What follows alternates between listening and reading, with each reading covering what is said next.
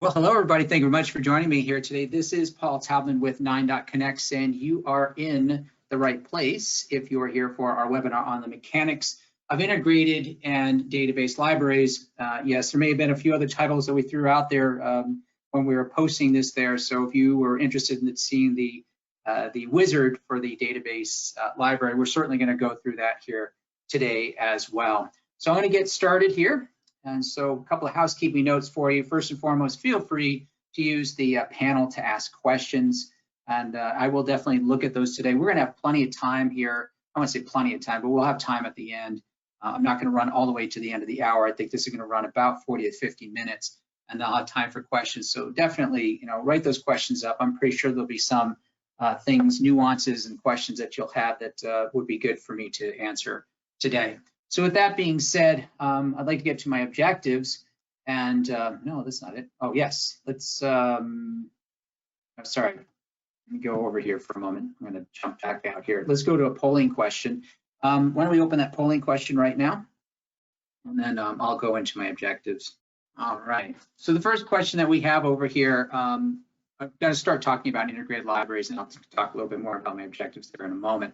But what is kind of curious is that how much experience have you had with the integrated libraries? I've gotten different responses from different people over periods of time, and I know that especially for people who are new to it, they've had some issues with it. So, okay. And so hopefully you can see the results over there. So 49, almost 50% of you are using those integrated libraries to download things from Altium Designer. So that's probably where you get the most exposure from it. And a close second there is 46% creating integrated libraries from projects. So that's pretty simple to do once you've got a completed project. And assuming that your project had your symbols and footprints aligned with each other, it's simply a matter of going into the schematic menu. I believe it's under the design menu in particular, under the schematic editor, and then it's saying creating an integrated library there. A couple of you have created them from scratch, which is good. That's actually a higher percentage than I had expected. We'll see that here briefly today as I go through it. And then for the editing and compiling of it, looks like a good portion of you have also done that as well. And there is just a good percentage of you that just avoid them like the plague. And that you may be because you just simply don't want to use them, or you find them to be massively inconvenience, or you just really don't necessarily understand the mechanics behind it. And that's what I want to discuss with you here today. So I'm going to go back over to my Excel sheet of my PowerPoint slide for a moment here. And if I have the right one, I will make sure, there we go. I'm going to go over here to my objectives, and I'm going to show this from the current slide here. So what are my objectives here today? First and foremost, I want to define and demonstrate integrated libraries. And because in order for us to do this wizard that I'm going to show you a little bit later on, got to understand the integrated libraries. And some people really don't know how to put them together, or they don't feel comfortable with them, or they just don't have a good handle on them. So hopefully by the time I'm done explaining it, you'll be very comfortable with them. Secondly, we will walk through the integrated to DB library wizard. It is not called that, but I may as well call it that because that's exactly what it's doing, is taking an integrated library and converting it into a database library. So we'll walk through that wizard here and check out its nuances and show you how to kind of tap dance through that minefield. And then lastly, we're going to do some post-wizard modifications in Excel. There are things you're going to have to do afterwards, so this is not a cure-all for just simply creating database libraries. There's some work that you're going to have to do on your end over here. So with that being said, we already did our polling question, and let me talk about library. So there's a couple of things that nuances I want to talk about with integrated libraries before I actually demo a few things with it. So number one, let me just talk about the purpose of it. So why do they even create these things in the first place? One of them is more historical, and the other one is more practical. So the first one is a single file for convenience. So as you probably know, the minute you get into multiple files, it kind of gets a little more difficult to remember to put all those files together. And so if you have just one file that contains everything, it makes it a lot easier to post those on the internet or post them onto a shared network. So that's why the single file was created there for convenience. The second reason is more historical, and that is an ASCII to binary for faster processing. So it's interesting, I was thinking about this. Altium Designer has literally been around for 20 years. I think it was created in 2002. It was not called Altium at the time. I think it was called the DXP, Designer Platform. And the integrated library was a part of that from the very beginning. And of course, 20 years ago, the computing power is okay, right? But it was, if you could put something into a binary rather than ASCII, then the processing speed was a lot faster. Now, I think by today's standards, our machines move so quickly, I'm not really sure you get a whole lot of benefit between the ASCII to binary, but that's why it was created there, was just to give a little more oomph to the, just to give a little more oomph to Altium Designer by having it in a binary format. And that's really what it is. What I want to kind of throw or emphasize at you is that if you're having a hard time getting your head wrapped around an integrated library, think of an integrated library as nothing more than a zip file. And you know, what do we do with the zip file? Why do we put a zip file together? Number one, we just want everything in one file. So if we got to give directories and a whole bunch of other files, let's just give them one file together. And secondly, we want to compress it. Well, converting ASCII into binary effectively compresses it as well.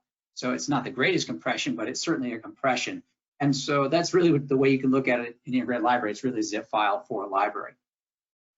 So that's all I'm going to say about this. I want to go into Altium Designer, and let's have some fun taking a look at integrated libraries. So where do we want to start with this? Well, to be honest with you, Altium provides two really great integrated libraries. They've been with the product again for the last 20 years. You probably know them as being the miscellaneous devices and the miscellaneous connectors integrated libraries. And feel free to play with those because they're available in your public directory. So what we're going to do is I'm going to open one up so we can see how it gets extracted and what it means by when you go through this process. Because somebody who's new to them or somebody who really doesn't like integrated libraries and they try to open up an Altium, you don't get what you think you're going to get. So let's understand what you're getting when you open it up. So I'm going to go here and I'm going to do a file open. Now, I've already got this up over here. Normally, it would probably open up under your public documents or in a pre-designed location based off of your preferences. But here I'm going to be working in my desktop under something called created database libraries. And I'm going to open up this one called miscellaneous connectors just to demonstrate. So here we go. So I'm going to open up the intlib and let's see what happens here. So when we press open, the very first thing we're going to get is extract sources or to install the library. So what do these things mean? Well, let's talk about installed library. If I click on this, it will basically install it as an available library for me to use in my components panel. Okay, I could do that, but actually what I want to do is I want to do some editing, so I have to extract the sources. So what do they mean by extract the sources? Well, it goes back to what I said earlier, that right now it's in a binary format, and for Altium to read it, it's got to put it into an ASCII format. So that's what they mean by extract the sources. So let's click on that and let's see what we get from that. So one thing we're going to see here, now again, the miscellaneous devices, miscellaneous connectors, integrated libraries are very old. They were created long before the Altium Designer 6.3 came out, and I believe that came out, I'm going to say 2006 or 2007. My milestone or the marker that I have for it is when I joined Altium in January 2007, I think they were on 6.5. So that's always been kind of my marker as to where the Altium 6 series was way back when. So that's why this came up over here. You probably will not get this because I'm fairly certain you've been working in the 6.0, but that's why we're seeing this here. And I'm just going to say, yeah, go ahead and convert it. It's not going to do any harm to it. And I'm going to press OK.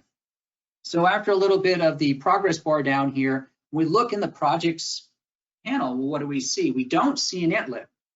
And it's pretty rare to see an intlib in there because it's not something that you can edit. Again, it has to be extracted into an ASCII format. So what did it create? Well, it created a project, and that's what they call a lib package. And so underneath this lib package over here, you see the schematic library and the PCB library. Now, that's how we work this. Now, from this point on, we can go into each one of these and edit them. So I can double click into the SCH lib. I can go into the SCH library tab like I do any other SCH lib file and make whatever modifications I would need to make, whether it's a graphical one or one in the properties over here. And so once I've made those changes, adding things, same thing with the footprints, I can go into this and I'd see the exact same thing. Once I'm done with this, then how do I get an integrated library back together again? Well, the way I do that is I compile it. So how would I do that? Well, I'm going to right click on this. I'm going to compile it. I'm going to do one other thing first because I want to show you what happened behind the scenes. Okay? So let me do a file save first. So when we do a file save here, where is it trying to put it? That's the first question you may want to ask. Well, interesting enough, let me go up one directory. What did we start off with? Well, you don't see it over here because it says save as a type as a lib package. But in this directory over here was my integrated library.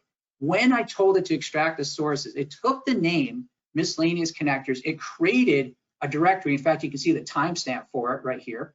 And in here, this is where it's actually going to put my lib package and my SCH lib in my PCB lib. So let me do this save here really quick. Then we'll go to the Explorer panel so we can see all these files. So I'm going to right click on the project and I'm going to go into Explorer. And let's bring this up from my other screen.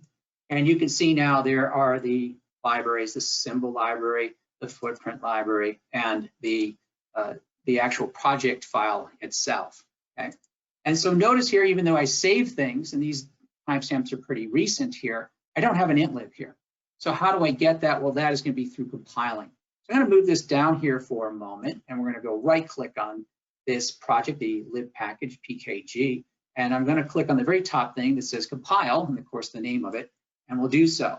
So here's another thing that gets people kind of tripped up a little bit. So we're going to see a little bit of activity down here. We see a progress bar, and then voila, nothing else. And again, this was what trips people up. So what we need to do is we need to go back into the directory to see what we got from this. So when we go back to the directory, you'll see that we now have a new folder. It says project outputs for miscellaneous connectors. So if we go in here, you'll see that I now have the integrated library. Okay? And so that's how we create it. And that's how we take an integrated library, we extract it, which we just simply opening it. We get this project that is specifically for libraries, and then we make whatever changes we want to it. Then we basically right click on it and we tell it to compile it, and voila, we get our integrated library. Now it brings me to an interesting polling question. I'd like to bring that one up right now. Let's say that you wanted to make a change later on. So the question I'd like to have you take a look at is, should we go and extract this integrated library, this latest one, or should we use the existing package, or does it matter? Let's take a moment to answer that.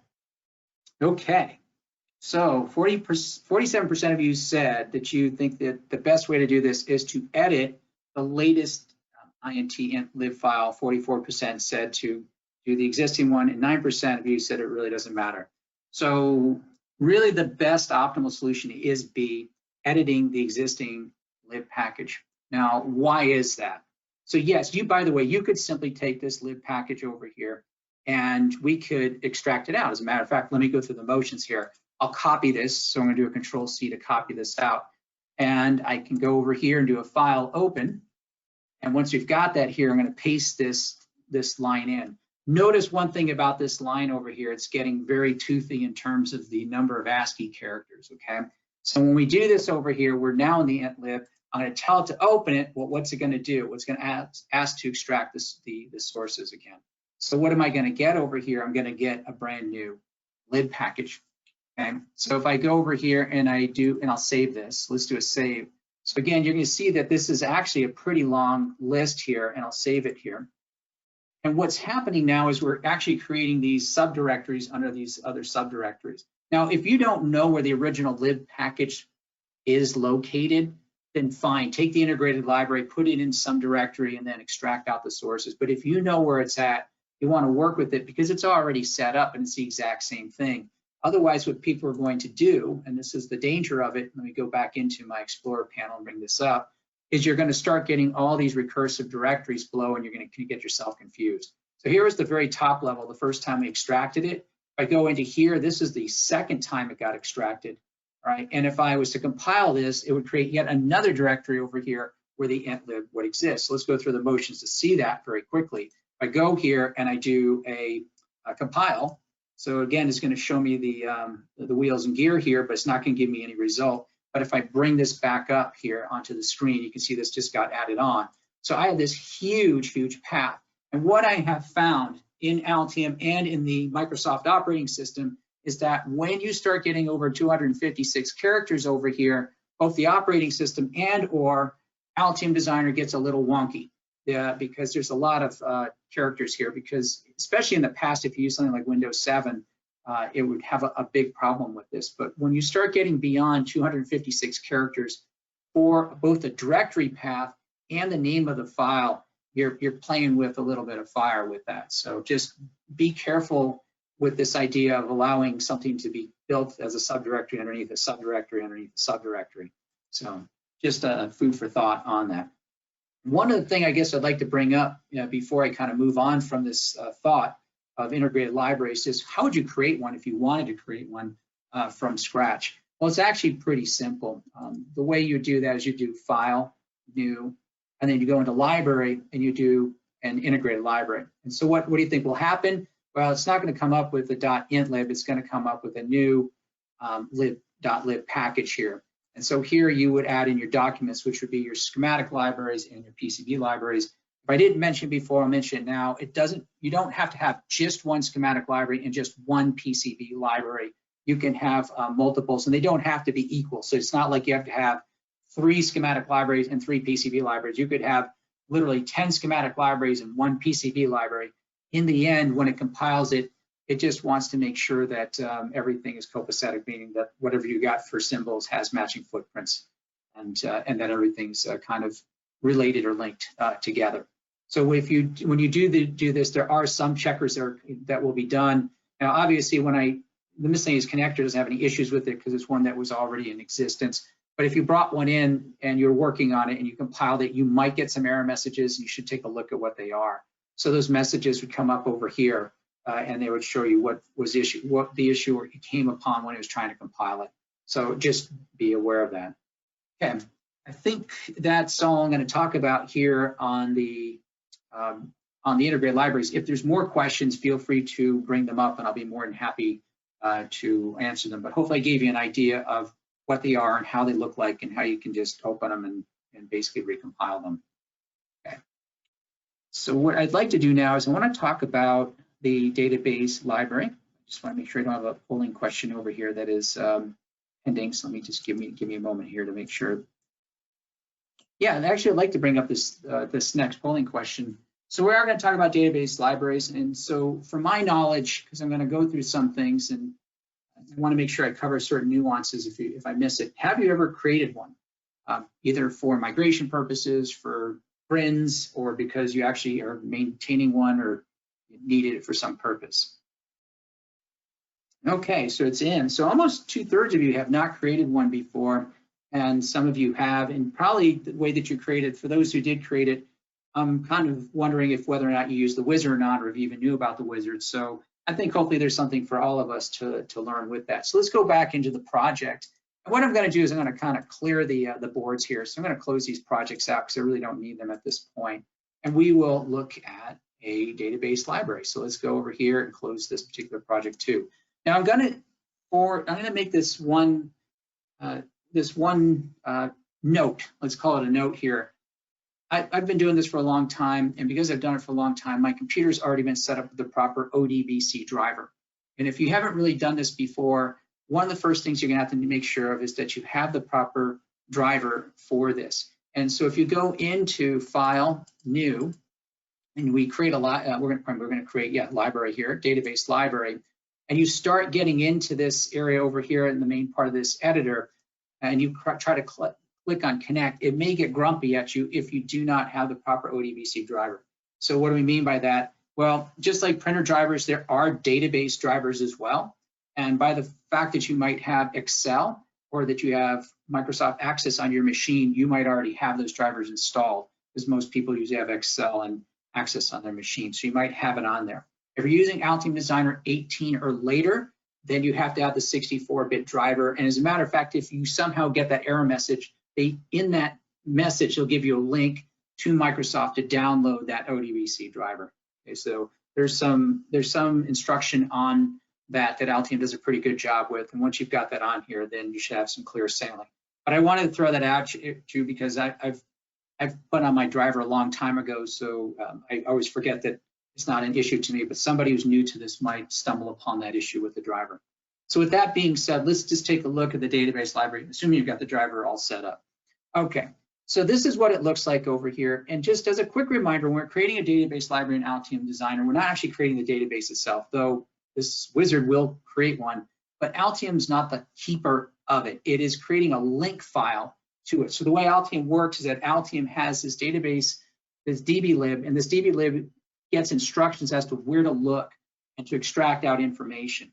And what it's nice is it gives us kind of two general options. It can give us Excel and Access, but if you have something like Oracle or an SQL server, you can set up a whole connection string that allows you to log in and to keep a password and to set up whatever else is necessary in order to do that. And there are some other drivers that you'll probably have to download onto your machine to do that. It gets a little more involved. But for our purposes, we're going to actually just use Excel. Okay, and we can turn Excel even into the most simplest of databases. It's not the greatest, but for migration purposes, it works really, really well. Now, what this area over here assumes is that you already have a database that's been set up somewhere else. Here, we're not going to start over here because we're actually going to create one. And so how do we do that here in this database library if we don't have one? We're going to go into Tools. And third from the bottom, as I mentioned, they don't call it integrated to DB library wizard. They just say import from integrated library. So let's go through the motions of that and see what we produce as a result of it. So we're going to import, we're going to click on this, and now we're going to go into this cranky old wizard. And I do call it a cranky old wizard because there are some nuances there that you're going to need to be a little bit aware of. So first and foremost, the first thing you may have says, hey, wait a minute, you're creating an Access database. And that is correct. We are creating an Access database. However, after I create it, I'm going to show you how to bring it into Excel, because there's some work we're going to have to do in Excel to this database afterwards. The second thing you may have noticed is that, okay, well, you're going to create a new database. Well, where's the next button? Well, in order for us to create it, it actually wants to know where it wants to put it. And in order to do that, there's a little icon here with this piece of paper and this arrow, and I'm going to click on that. And once I go there, it's asking me where I want to be. So I'm going to jump up a few directory paths here, going back into my creating library, database libraries. And I created this folder with the webinar date on it, just so this is where I could put everything in. And that's one thing about database libraries, keep everything together. You don't want this strewn all over, personal drives and shared networks and stuff like that. Keep everything close together, and that will ensure that it will work properly. So I'm going to put it into this directory here, and now it's looking for a not file name. For this purposes, I'm going to call it int to db. I don't have to put the .mdb on this because Altium will do that for me. By the way, that's true for almost all documents in Altium. You don't have to put the extension in as long as it knows the extension that you're expecting. You don't have to type it in. If you do, Altium's fine with it, but you can save yourself a little bit of typing. So that's what I'm going to do. This is where I want it saved. I'm going to click on Next. The next thing it's asking me for is actually where does it want me to save the DB lib. Now, this is kind of an odd request because quite honestly, it doesn't actually save it there. But okay, we'll tell it where we want it anyways, because I can't move forward until I tell it. So I'm going to click on this, again, icon with this little arrow, and we'll click on that here. And it does put me in the right directory, by the way. This is where I want to be. You may say, well, where's the MDB file? Well, we're not going to see it for two reasons. Number one, it is filtering out for a DB lib. And number two, it hasn't created it yet, so it's not there. So then there's nothing else in this directory, so that's why we see that. And again, I'll call this int to db. And I'm going to call this _access as well. You'll see why later on. But for this purposes, that's the name I'm going to give it. Again, I don't have to put the extension on. Altium will do that for me. The next thing it's going to ask me for are the integrated libraries. And there is a little bit of a note up here. You'll see that up here, it's going to change out some of your names. So if you use periods, dots, backticks, or square brackets in any of your names, it's going to put underscores as substitutes in there. And the reason it has to do that is because every one of these little characters, what they call meta characters, happens to be some form of delimiter in the .mdb file. And so because that's a delimiter, Altium doesn't want to make any type of confusion, because if it gets screwed up over there, then once one of those delimiters gets off over there, the rest of the file just gets thrown off. So that's why they're saying, look, if you have any of these things in your names, we're going to switch it out with an underscore. And so it's just a protection. So that's just something to keep in mind. Secondly, you can add more than one integrated library. Each integrated library will result in a table, its own table. Okay, so one thing Altium is not capable of doing, though, I think with a few changes, they probably could do it. But for where we are right now, it doesn't try to discern the different components that you might have in your library. It's just going to take whatever data you've got, and it's just going to post it as a single table. So let's take a look here, and we're going to press add. And oddly enough, it always dumps you off into Altium's public directory. So I'm going to have to fish my way back into the desktop, into my webinar directory over here. Now, I could bring up the miscellaneous connectors, but that's kind of boring because they're all connectors. And so it's all the same category. But I want to show you what happens when you have a mixed library of resistors, capacitors, and all that other good stuff. So I'm going to click on the rangefinder multi-sheet.int-lib. So this came from a project.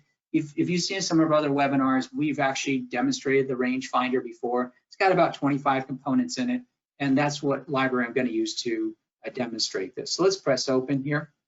And then from that point on, it's just a matter of just crunching through it. So let's click on next, and that's what it's doing right over here. Now, unlike the integrated library, where it doesn't really show you anything here you'll see some results, okay? And there it is. So here is our results. Number one, again, as I mentioned earlier, we get only one table. So it's not going to try to break them up into separate components. That's on us to do it. It has already set up the source of connection. It is using an Access database, and here is the link to it. And it has set up the other things too, like the key field. Now, we don't really have to worry about this one too much because key fields are generally used when you are trying to update existing information on a schematic with a database. That's the way Altium can determine between, okay, you've got this part over here and I've got these parts over here in the database. Which one of these parts in the database matches up with the part that you have here in your schematic? And that's why they have a single key lookup here. So the part number is going to play that role. What they're also going to do over here is make sure that all of your paths are set up. So your footprint path, your footprint reference, which is the name of the footprint. The same thing with the symbols, they just call them libraries. So they have the ref and the path here. So anything in these brackets over here are special commands for Altium to go out and do something with it. And that's what you see over here. Now, one thing about a database library is we don't store the actual symbols and footprints within the textual data of the database. It is stored externally in an SCH-lib or a PCB-lib file. And so that's why we have to have a path and a ref over here so that when you're actually going through an editor and you're saying, hey, I want to see this part, well, then the DB-lib goes into the database through the ODBC driver. And then from there it says, aha, this is where the location is. And it goes, extracts out the part and places it on onto your schematic. So all this good stuff has already been set up for you. And then if we look at the table, in the table, there are all my parts.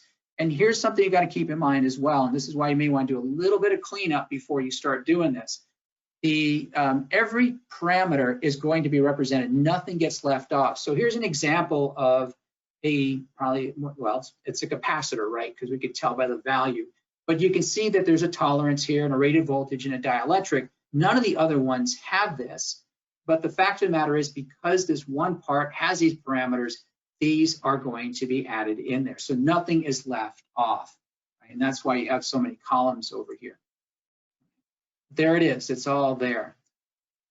Now, just as a proof of concept to show that we actually did create created a database library as is. There's work that needs to be done, but just to show as a proof of concept, let's install it and take a look. So in my components panel over here, I'm going to click on this button called Operations.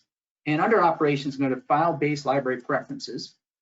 And I'm going to bring up this list over here. And if you don't mind, I'm going to remove both of these just because we don't really need these here. Because what I want to show you is that I'm not doing any sleights of hand. What I have here is an actual database library. So here I'm going to click on Install, and I'm going to navigate to where this is. So this again is going to be under the webinar. So you can see now I have my MDB over here. One thing I don't have is this saved. Let me go back because I do need to save this. So I'll go here and I'll close this and I'll go through the motions of that in just a moment. I do need to save this. That's why we don't see it. Otherwise, we're not going to get it over here. So we'll do a file, save.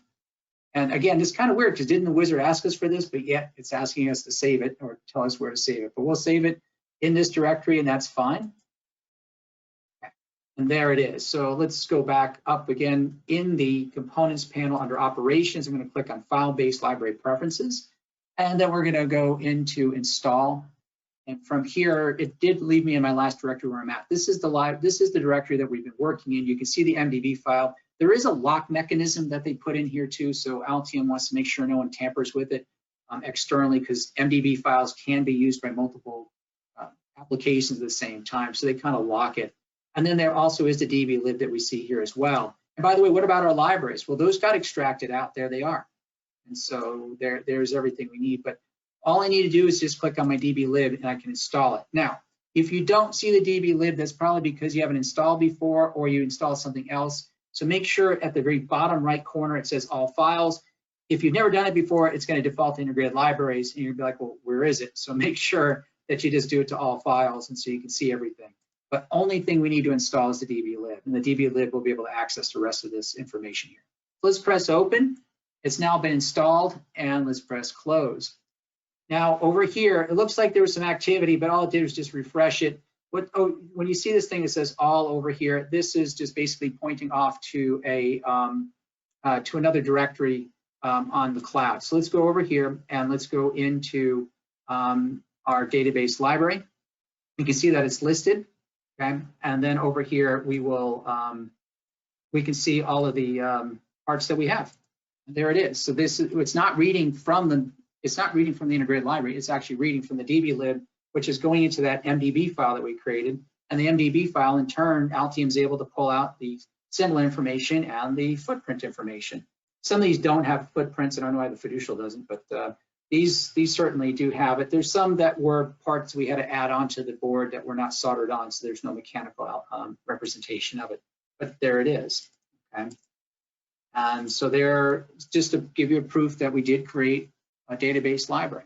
So what do we need to do with it? Well, the problem that we have again is that we have just one table with all this information on it, and most people would like to sort this out into individual components. So let's take a look at that. So what I'm going to do here is I am going to close this because I want Altium to release the MDB file. So we're going to close this over here.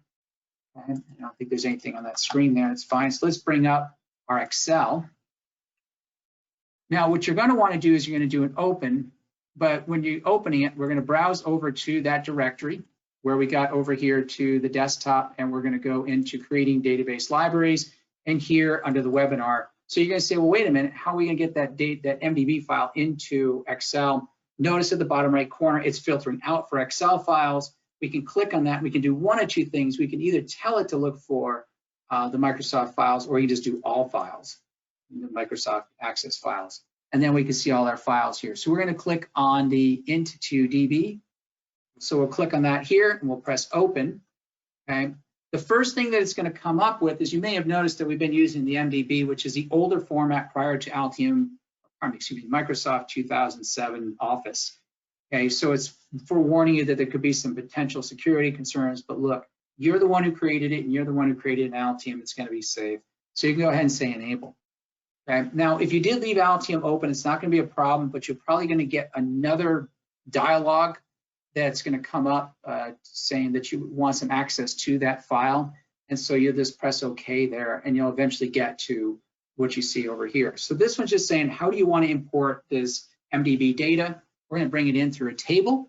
Okay. And where you want to start it, well, we're going to start at the top right corner. We're going to press OK. And voila, there it is. There's all our data. So we're now in Excel. We've got all this data in here. It looks really good. Now, this looks really pretty, but unfortunately, this is also a bit of an eyesore given the fact that we're going to have to do some work over here. So what we want to do is we want to make sure we clear all this out. So if you're not already in the table design, make sure you're in that particular part of the ribbon. And so you'll go there, and then over here it says table styles, click all the way to the top, and at the top left, go ahead and click on that and remove all the coloring. So it'll make it a little bit easier for you to see and to work. Okay, so how would we do this here at 9.connects? The first thing that we would do if we had something of this nature, sometimes we take this approach. It all depends on what the customer has given us. So how would we go about this? Well, anything that we can universally clean up. So if I go over here and I look and I start seeing things like simulation, I really don't need to have the simulation one. I don't see that being useful for any of my categories. Then I'm going to delete it. So we can delete that one over here. Now, should I delete these over here? And the answer is no, because this is still good data for maybe a capacitor sheet that we'll ultimately create. So again, the only thing you want to do is just remove those things that you know none of the categories you're ultimately going to create are going to need those. So once you've done that, the next thing that you're going to want to do is you're going to go over here to these sheets, the worksheets, and you're going to create all the worksheets that you want based off of the different component types that you might have. So let's just create a few of them here to demonstrate this. So I want one for resistors, and I'm going to create another one for capacitors. And again, I could create one for mechanical and ICs and all the other ones, but just for our demonstration purposes, hopefully you'll get the idea of where I'm going with this. So the objective here is to get all of this information into its proper worksheet. So once this has been emptied out, then we have done our job, and then from there we can go into these individual worksheets and then clean up the parameters even further. But let's see how we would do this. So the first thing I do is we take the header over here, we'll copy that, bring it into resistors, and we'll paste it in here. And then, by the way, one thing you can do, I'm not sure, some people are not very strong in Excel, and some people are very good, probably even better than I am. But one thing you can always do if you want to kind of make this a little easier on the eyes, we're going to click on this box between the 1A or A1, depending on how you want to read it. It's going to select all, and then you put your cursor between two of the columns, doesn't matter which one, and you double click it, and it'll resize it based off of the length of the characters. So same thing with the capacitors. We want to put this in here. We'll do a Control V, and then we will expand it out. So, and you would keep doing this for each one of the categories. Now, if you're probably a little bit smarter about this, you probably can take this and copy it first, so that you don't have to keep on doing a copy and paste like I'm doing. I'm pretty sure you can probably come up with some very quick and easy ways of duplicating this top over here so that you can get it into each and every category that you come up with. But once we've got that done, now the next thing we want to do is we want to move out those things that are associated with those categories. So down here, for example, these are all resistors, and we don't want to cut them. Pardon me, we don't want to copy them, we want to cut them. So I'm going to do a Control X here, so we'll move these into resistors, and we'll drop those in here. Of course, if I want to make it look a little cleaner, I can do what I did before, clicking in this area between 1A or A1, how you want to look at it, double click here, and then we can stretch it out a bit. Same thing with the capacitors. So these are a little bit more spread out. So one thing just to note, you'll find this out the hard way if you don't remember. If I do something like this where I hold down my Control key, I can do a Control C, it allows that. But if I want to do a Control X, it won't allow me to do that. And again, the idea is to remove it once we put it into another sheet. So here I would take something like this one, I do a Control X on it, move it to capacitors, make sure I'm all the way to the end there. I am, Control V, expand that out there a little bit so it's easier to see. And then let's find the other one here. So here's another capacitor, Control X. And this is what we would do until, again, all of these things have been removed from this original sheet. And now I'm going to just kind of leave this here alone because I'm going to bring this back as a proof of concept to show you that even what we created over here is a database library. We can do that. So I'm going to kind of show that to you as well. So just one other thought before we move on. So once you've got all these things moved into their proper categories, now you'd want to go into each one of these fields. That's going to be the columns here, and then determine whether or not you want those or not. Because, like, for example, I don't really care about capacitance or dielectric or rated voltage here for a resistor. So these are the ones I would get rid of at this point. So I can just delete those out. One more time. There we go. I may have, let me hold on, I may have deleted too much. There we go. And then the other thing you'd be doing over here as well is you would try to be filling in the blanks. And in addition to that, you may also want to make sure that the formatting is consistent. Like this is consistent over here, but if I had one that said 75V and another one that had 75 space V and another one that says 75 volts, I'd probably want to clean that up. So this is a really good opportunity of working on the formatting as well. But there it is. Now, as I mentioned, I want to prove to you that this is also a database if you wanted to use it. In fact, we do this all the time for migration purposes. Now, we wouldn't leave all these in one Excel. We normally would copy this into its own Excel, and we'd create its own database library. And then from there, we would migrate one component type at a time. That's what gives us the most control over our migration. So if we're bringing in capacitors, we focus strictly on capacitors. We want to make sure that all of the templates are associated with it are capacitors, that the locations we're saving this stuff is going to be associated with capacitors and whatnot. We don't want to try to mix and match when we're trying to do migrations. We always do one component category at a time. So there it is. But let's just prove to you that this is still an integrated, this is still a database library. So I am going to save this, and give me a moment here because I'm going to not save this on my, I'd like to save this on our project. So let's go back up here. Let's go to here, let's go here, and let's go here. And then since we're over here, again, we're not going to see the other files because it's looking for an Excel. So let's go over here to book, and I'm going to call this one int2db, and I'll call it _Excel so I can show you the difference that this is a different dblib that we're creating. So we've got that over here, and we're going to close this out. Now, if you're going to deal with Excel, unfortunately, it works great for temporary databases like migrations, but Altium and Excel can't use the same file at the same time. It's something Microsoft specifically built into Excel because they didn't want people to use Excel as a database. So they said they've only made it so that even on one machine, you can't have two applications trying to compete for it for the same time. You can do a read only of it, but that's going to be problematic for Altium because it wants to have full control over it. So I'm going to have to close it here, and I'm going to bring up Altium again. So let's double click that, and Altium will come up here in just a moment. The splash screen is on my other screen here. So what we'll do is we're going to create another database library. Just this time, we're not going to use the wizard because we already have the foundation of a database library in Excel. So we'll just go through the motions of how I would put together a database library once someone gave me an Excel sheet. So we're here, and so I'm going to close this home page, but it's just my sanity check to see if I'm actually, Altium's done here with the loading. So there we go. So how would we do this? We're going to do a file, new. We're going to go to library, and we will go into, again, database library. So this time I'm not going to use the tool because I'm not taking the integrated library. I've already got it. But what I'm going to do here is I'm going to go into the dropdown. So again, if you're using Access or Excel, they make it very convenient for you. If you're using another database, you're going to have to do a connection string to it, but it is doable in Altium.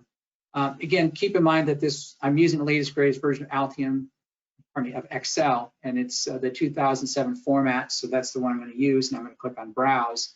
And let's see, there it is. So there's my Excel sheet. I'm going to bring it in, and I'm going to connect it. And everything should be set up because effectively we copied everything from the Microsoft Access into it. So there's not all this additional setup I would have to do. Now also notice up here, I got multiple tables because I had multiple sheets in there. Recently, it's been doing something which I'm not really familiar with. Like it seems like it's adding an additional table in there. And these two tables look the exact same. So I'm not sure why it's been doing that. But if you look at my capacitor one, let's bring up the table browser. You can see I only have 2 files in there. If I go to my resistors, I have my 3, actually not files, or components. I have my 3 components in there. And of course, if I look at these 2 over here, I really don't see a difference between the 2, but that's fine. It's for our purposes over here, it's doing what we need it to do. So I'm happy with this. So I am going to save this dblib off. So let's do a file, save as, and of course it dumps me into my public directory. So I got to navigate back over here. So we'll get in there. And this database library, I'm going to click on this just to grab the name, and I'm going to change this to Excel. So they don't want to stomp on the old one. And there we go. And so now I have this saved off. And again, we just need to install it. So just as a proof of concept, we're going to go to our components panel, click on the operations button at the top right. We're going to click on the file-based library preferences on the drop-down, and we're going to install it. And there it is. And there we see our dblib for Excel. And we'll bring that in here and press open. And also, just again, see, there's no sleight of hand here. I'm going to remove the Access one. So let's remove this one over here, and let's press close. And if we go over here and we do our drop down, we'll see each and every single table that the Excel sheet has. So if we go over here to our original, we can see our original components, and these symbols and footprints are still associated with it. I left the blanks in there on purpose just to show you what would happen. So Altium recognizes that there was a record here, but it has no symbol, and if it has no symbol, you can't place it. So no harm, no foul with that, but I thought I'd show that to you just for grins. And then over here, if we go over to our capacitors, here are 2 capacitors that we pulled off to the other directory, and here are our resistors that we pulled off to this directory over here.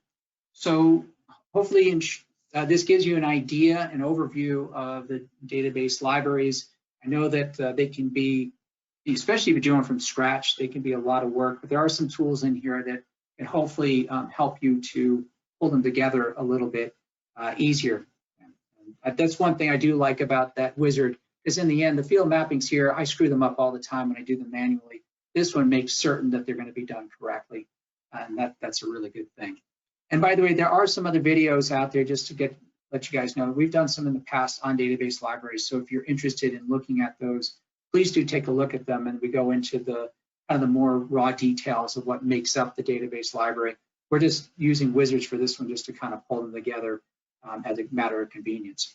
Okay, so I do have one more polling question for you. Now that you've seen a database library created, would you use it?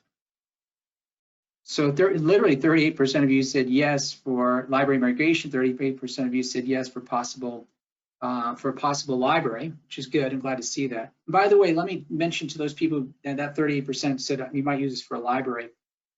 Let's say that you have an Oracle system or you have a SQL system, everything I showed you here today will still get you into those systems. You may say, well, how is that? Didn't we just create an Excel or an MDB? Well, yes, but here's the thing. Those libraries know that nobody's going to sit there typing in data, and nobody's going to try to create some custom program to parse through. So they know, and they build these into these systems to be able to take Excel sheets and upload them in as tables. So if you get this set up in Excel, you will have a very good chance of getting into your Oracle system or getting it into certainly Altium Designer. Even for L9, the product that we have, we can get it in through an Excel sheet. So pretty much any of these database products that are out there on the market, if they're of any value, they're going to allow you to use an Excel sheet, because that's crazy if you'd have to type all that data in on your own accord. So, and this is a great way to set it up. And then for those who said no, but at least you saw the mechanics of it, I think that's a really good thing to understand, because in the end, if someone's talking about doing that in your group, or someone's contemplating that within the company, then you can always inform them as to the effort that it takes to clean all this stuff up and to make it work.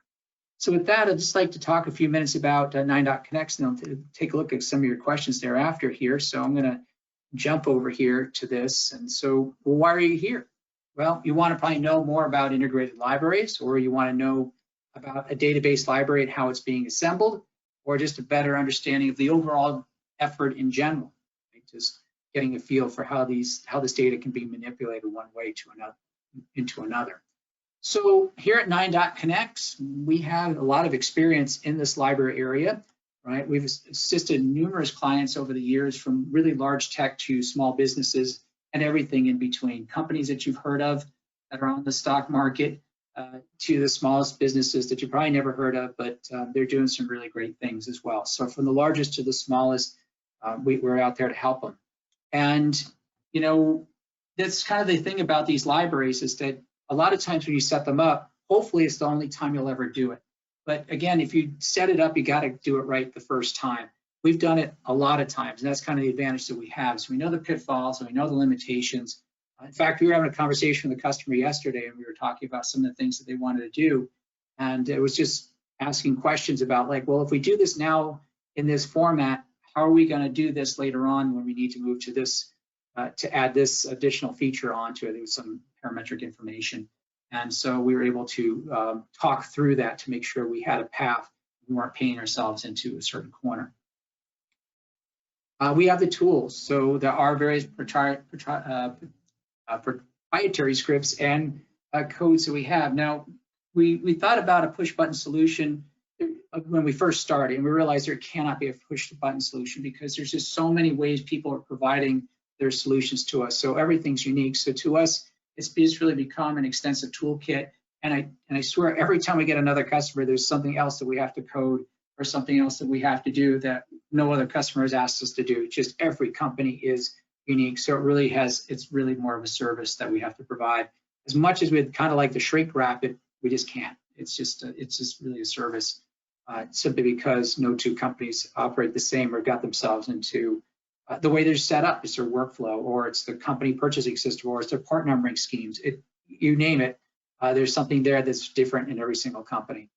So when we do it, we drive the effort. What do we mean by driving the effort? Component categories, parameters for each categories, description formats. When we meet with a customer and they say, we need to clean up our library, that's great, but most of them have ideas as to how they want that library to look. So we have to work with them about their component categories. What component categories do you want? And then what do you want for each of the parameters for each categories? And there's some things that we can provide for them, but in the end, it's going to be what they want for their company, what's best for their company. And even the description formats too, because descriptions, a lot of people want them in a certain way, because that is what carries on, that information carries on all the way through to even assembly, right? That description format, this is a really important parameters we talked about in the past. And of course, ultimately the cleanup, right? So we can talk all we want, but at the end of the day, we're the ones who are going to have to take those marching orders and clean up and put it in the format that they want. So we are dedicated to your success. I'm just going to drop all these down here, all the things that we do, because I really sometimes wish we could do it as a 4-day training like we do our PCB foundations or our Spectrum training, but we can't. And the reason why we simply can't do that is just because There's a lot of working parts here. It's not between you and a machine or a software tool that's trying to get this to work. It's an entire team that's trying to get this to work. And of course, there's schedules and there's opinions and there are ideas that just have to be sorted out so it works out for everybody. So in addition to even setting these things up, we also act as a librarian for another number of companies. And one thing we learned about this very quickly is that we get the ugly parts. So if you're kind of curious about that, there's something I did write up. I'm going to bring this up over here. And I'll just show it to you. If you want to find out more about Altium, about 9.connects, go over here to our top here under library services, and you can take a look at all of our write-ups and all of our concepts. It's out there for you to run with if you feel you can do so. But these are the kind of things that we get from our customers. Are they going to send us the resistors or the capacitors? The answer is no. As a matter of fact, it would take them longer to write the email than for them to clone it or to copy it and then create their own. So they're giving us this kind of stuff over here, and that's what we're happy to do for them. So something to think about as well.